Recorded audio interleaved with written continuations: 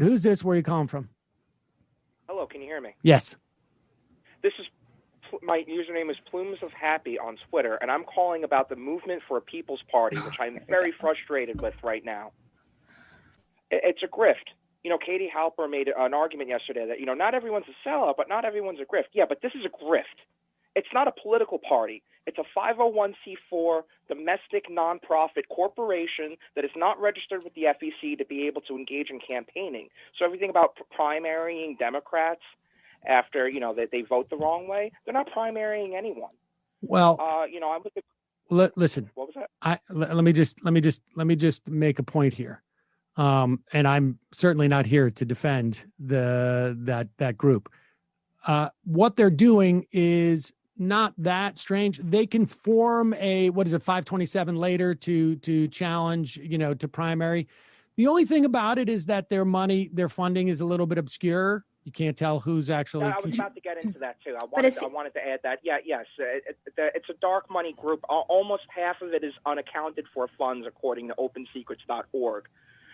What I'm saying about this is they don't care about policy. They don't care about Medicare for all. We read their slacks on the.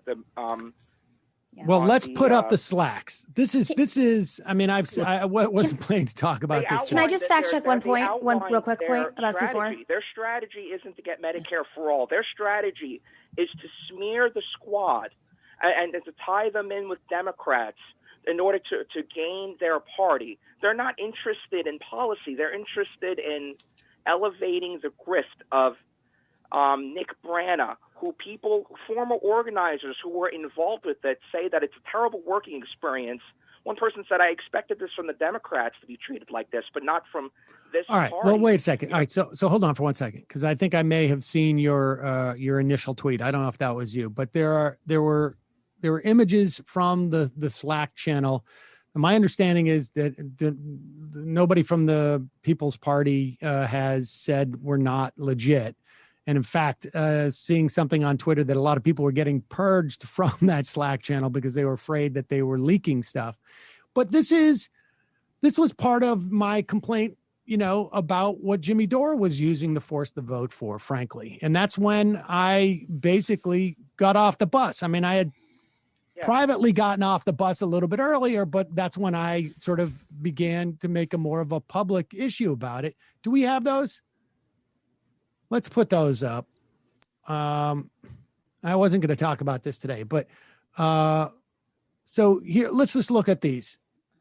Okay. Somebody says the fraud squad are the biggest enemies of the MPP. If Justice Dems worked, if reforming the Democratic Party worked from within, why form a People's Party outside the Democrats? MPP has to be the focus first on the progressive in Democrat. Now you could interpret that as saying, well, we wouldn't need this party if that was working.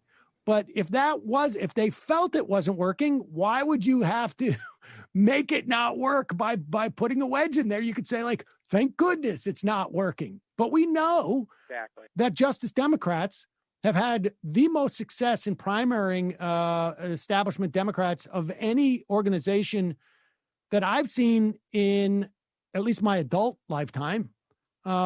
Certainly relevant to the Green Party strategy, which I think People's Party should sort of show how they learned from that. Well, it's the same people, right? It's the same people. Is it? I mean, what the not Justice Well, Democrats. the media Joe figures. Stein people, yeah. The media figures are certainly similar. All right. Well, yeah. wait. One thing that's really important that I'm glad that he mentioned about the C4, it's not that it's a C4. 501c4s are very common, but they're supposed to be used for nonpartisan, meaning no party involvement. Yes. It's supposed to be nonpartisan educational. So when you go to a training that like Move On does, they have a C4 division that trains anybody. It's not one party. It could be independents. It could be Green Party people. Hell, Republicans could go if they want. But it is not under the FEC. This is It's what allows them to hide their donors. But I don't know. I think you actually have to pay taxes and you do have to go through a certain level of accountability. So it's not completely dark. There are I just think that this is, I think, hold on for 1 second. Hold on for 1 second. Hold on for 1 second. Hold on for 1 second. Hold on for 1 second. Hold on for 1 second. Hold on for 1 second. Hold on for 1 second. Hold on for 1 second. Listen, the question of them being like legitimately nonpartisan, I think that's just like, people should not get caught up on that. They're not promoting the Democrats. They're not promoting the Republicans. They're not an actual party. They're just like, they're a group that has the word party in their name at this juncture. So I don't think that like it's worth, I don't think it's worth getting caught in the weeds about this. Their funding's a little bit obscured, but it's not completely dark. If they wanted to challenge Democrats and they started to come to, like actually primary people under their own party thing, they'll probably establish a different organization. The point is to get back to these tweets, because this is the point. The point is, if you want to come out and argue we should have a third party, then you do it.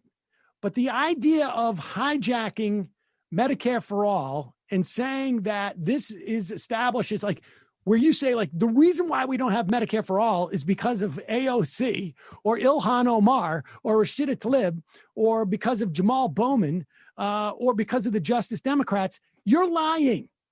And the reason why you're lying is clear in these tweets. And that's the point. Because I will have an argument with somebody who thinks a third party running against, I mean, look, there was, I think, a Green candidate who ran against AOC. If I remember correctly, there was one in the primary, I think, in the Democratic primary. But it couldn't have been if it was in the primary. Well, I think they, Green, and they just registered as a Democrat, I think. I'm not sure.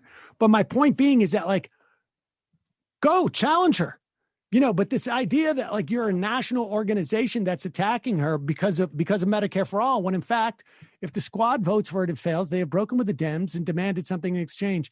The plan is to use FTV as a wedge to break leftists and Medicare for all supporters away from the Dems. I mean, there it is. Thank you for the strategy. And the way that the C4, why the words movement, it's movement for a people's party, not people's party, because if it is a party, you can't do that under a C4. And there's, more or less some oversight there.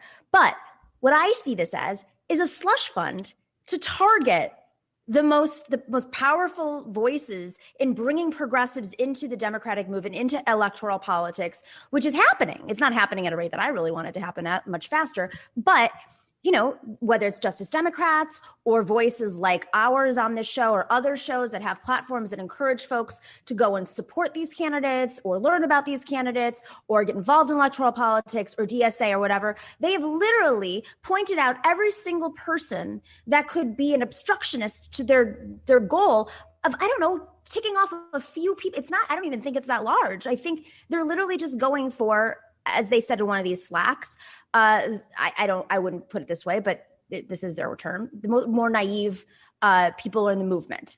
And I don't agree with that, but that is their language. That is the language that was in one of these Slacks that was released. So if their goal is just to it's a wedge issue, and simultaneously by doing that, they're character assassinating literally every single person that stands in their way, specifically and mostly women. And women of color. Women of color is very key to a lot of the hatred, not from everybody, but from some specific people. But one more thing, I know they were doing this in good faith, and there are people who genuinely want to see a third party, and they want Medicare for all, and they trust a lot of these voices that they've been watching for years, some who've made pivots very quickly, and some who've been doing this for a long time. But the reason why I brought up this is how it's been working abroad this is how it's been working abroad. You look at Italy, they started a party in conjunction with a comedian and new media. Look at Ukraine. There are many different countries where there's a rise of splintered off. I mean, we don't have a parliamentary system, but they're approaching it like it's a parliamentary system. And there's a misogyny attached to it. Bannon is working very closely in Europe with other groups right now to do very similar strategies. So, on one hand, I'm like, whatever, they're not going to get the votes. On the other hand, they're just using this as a way to character assassinate people who, Yeah, I think, look, everything in my mind, I think it's interesting to see that it's connected maybe internationally, or at least that's a strategy that's been exercised. But the bottom line is like the strategy of what is going on is very, very clear, and it needs to be made clearer. And that's the bottom line, which is this is an effort that is self-consciously designed to break off any and inhibit any type of nascent attempts to reform the Democratic Party and to make them more progressive. And on top of that, it is doing it for the benefit of a group that has established that it can do zero. Nothing. Like, this is not a group that we mobilized 50,000 people to march on. They had 100 people to go down there. Maybe. And it's great. And you know what was amazing about that? I watched, somebody sent me a clip. They referenced me. And I got news for you. If you're on the steps of the Capitol and you're talking about the forces aligned against you, and even occurs to you to mention the name Sam Cedar, as if I have the ability, sitting in front of an IKEA panel, okay, with gels, to impact the fight for Medicare for all in a way that could inhibit what you're doing. I got news for you. You have no idea what you're talking about. You are missing everything for the everything. You're not even missing the forest for the trees. You're not seeing the trees. You're not seeing the forest. You're down in you're in the lake, like acorn level. Matt, can you put those tweets back up? Just, I want to read the one about AOC too. I mean, not the tweets, the Slack. If Justice Dems like AOC are viable, then what is the point of the MPP? If the Democratic Party can be reformed from electing progressives to it and changing it from within, why even focus on the MPP? Thank you for making that very incredible point on behalf of sane people everywhere who don't want to attack the only people who are actually fighting for regular Americans in Congress. But yeah, I mean, that's the whole point. And a lot of people have left because they joined this a few years ago when they first started with drafting Bernie. It's like it's changed iterations many times. And even in the last few weeks, it's like they're not even talking about force the vote anymore. They're talking about Assange now.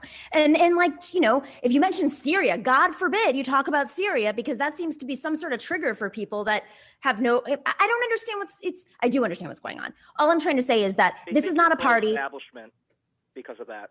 They're what? I argue with people all the time. That's what they think because of your opinions on foreign policy. But these things are like this is like a Diet Powell memo outlining their intentions, which is hilarious. It's true. Well, Plumes of Happy on Twitter, thank you for the call. I appreciate it. One quick thing. That's only half the strategy, though. The other half is that, which is more implicit. They didn't explicitly outline this. They're humanizing the right. They're trying to get working class white right people joining with the party. You get message discipline related to that, and so it's not even-handed. It's not like they're attacking everyone. They're attacking one side, and they're humanizing the other with nuance. And that's what I would call the red-brown alliance, and that offends me. Well, Tucker Carlson gets a lot of grace, but Tucker Carlson, he gets a lot of grace, and we're able to justify his opinions and be nuanced about that. But AOC is just the shill, right? Yeah. So. And you know what? They'll just take every screenshot of everybody and delete the actual commentary around it and pretend that, anybody, whatever. It's ridiculous. I mean, you're right, Emma. Like, they spend more time attacking people who go on Tucker Carlson to yell at their faces than Tucker Carlson himself, who, if what I don't understand is he's like a rich kid. He's not, it's just like Trump. Tucker Carlson is a rich kid playing populist. Jimmy Dore's definitely a rich guy playing populist. I don't, and there's very, very clear misogyny. And I hope that people can look at that more carefully. I experienced it over the weekend. I mean, whatever. Like, I'm not, it's just like not about me, but it's just like, Jesus, Well, I think it's important you talk about it because one thing, group of women that have been facing this recently, this onslaught, thousands and thousands and thousands of tweets taken out of context, pictures out of context, whatever, attacks, threats, death threats, doxing. If we don't talk about it, people don't know, and then they don't have our backs, because the more we talk about it right now on air, the more they're going to come after us. It was literally just because they're coming. Yeah, it was just because I chose to respond to one of the many things that was sent. I was just like, okay, this is a bridge too far. I had been just not responding, and I respond once, and like I'm still getting insane. Well, it also tell you that muting messages. those people Oh, I the know, but troll there's army, but Sam, with there's the so troll army, many. They're paid. It's They're- not. There's so many that I literally, it's like whack-a-mole. Like I can't, and I'm just for the most part just not looking at my notifications. But There's also some the of them are thing. real. Sorry, go ahead. Somebody posted a thing with Jimmy Dore talking about Ryan Grimm. Is like, I wonder what his kids are going to think when they grow up and see this thing. And it's like, this is a gross guy. And then you'll have so many people, if you like just retweet that part saying, hey, why are you so obsessed with Jimmy? Why don't you give this strategy a fair shake? Like, just, I mean, to be honest, the idea that Jimmy Dore is not the most closely associated with that strategy because of Jimmy Dore is, I'm sorry. It's just the reality of it. I mean, that's just the reality. He's made it about himself. And also the idea that Ryan Grimm's kids are going to go look at Jimmy Dore's shit when they're older is also completely out of their mind. First off, well, my he places kids himself aren't even going to look at central. my shit. The idea that they're going to go look and see what Jimmy Dore said about me is just out of like. Yeah, but he's the center of the universe. He's the center of the universe, mind. Sam. Right? Yeah. So He's a nexus. Yeah. Well, But I mean, it's a veiled threat too. I mean, let's just be real. You throw somebody's kids into it, that's essentially a veiled threat. Well, he called Ryan an access journalist. Like, are we joking here? Are we joking? I mean, coming from Jimmy Dore, who's like, AOC won't come on my show. No, coming from Tulsell Jimmy Dore. Like, I genuinely that Ryan. The thing about Ryan bothered me so much because there are so few journalists that actually are able to do work in this very productive way and who have great perspectives and really are challenging the powerful, and Ryan's one of them. And it's just like, what? Come on. I like Ryan too. Fine. Okay, I think he's a nice guy and he does good work, so whatever. Yeah, I guess I'm a sellout, so his kids are going to hate him regardless of what Jimmy Dore says. That's just the way the kids That's are, how it goes, yeah. Experience. All those times they had to show up on camera. I love, if you guys haven't seen the Ryan Grimm with his kids on camera report, whether it's at the Capitol or whatever, they're the funniest videos. They're always like tugging at him to go to the bathroom. So let's move to some other right-wingers, shall we? Ainsley